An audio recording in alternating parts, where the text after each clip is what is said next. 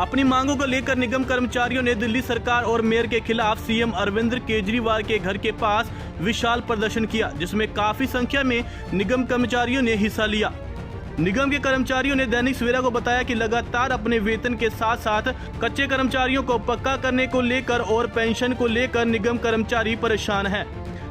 बार बार धरना प्रदर्शन का सहारा लेना पड़ता है और दिल्ली सरकार ने जो निगम कर्मचारियों से वादा किया था वह भी पूरा नहीं किया और उन्होंने बताया कि यह धरना प्रदर्शन जारी रहेगा।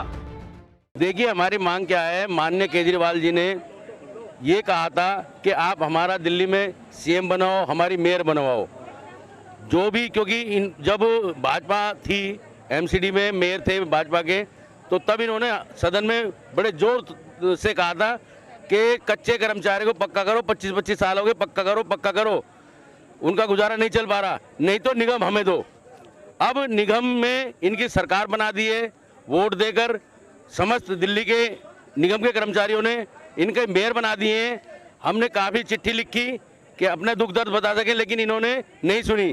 मजबूरन हमने आज इनके यहाँ पर विराट प्रदर्शन किया है, जो कच्चे से पक्के को लेकर है, रिटायरमेंट जो हो गए उनके भुगतान को लेकर है, और जो हमारे मृतक के आश्रित लगे हुए हैं उनको बोर्ड बिठाकर रेगुलर करने का है, कैशलेस कार्ड का है, और कई इशू हैं, बर्निंग इशू, जितने लाभांश रुके हुए हैं।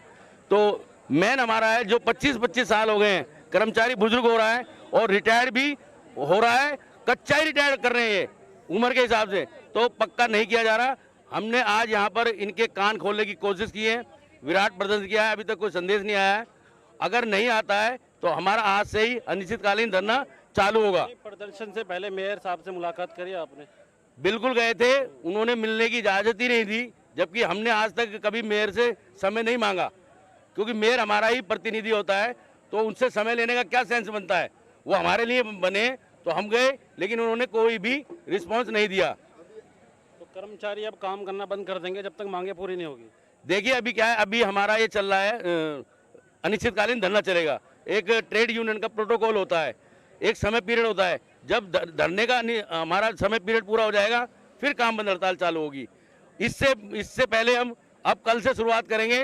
दिल्ली के अंदर जितने भी आम आदमी पार्टी के चाहे निगम पार्षद हैं चाहे विधायक हैं, सबके कार्यालयों पर हम वहां पर विराट प्रदर्शन करेंगे, रोष दर्ज करेंगे, और जो भी बन सकता है ट्रेड यूनियन के कानूनी दायरे में हम वो करेंगे। लेकिन निगम कर्मचारी हमेशा धरने प्रदर्शन करते आए हैं, लेकिन उनकी मांगे अभी तक पूरी हो नहीं पाई, तो क्या लग रहा है इस बार के प्रदर्शन को देख के? और देखिए, मजबूरी है हमारी, जो हमारा एक ट्रेड यूनियन का दायरा है, क्राइटेरिया है, उस पर ही हम काम कर सकते हैं।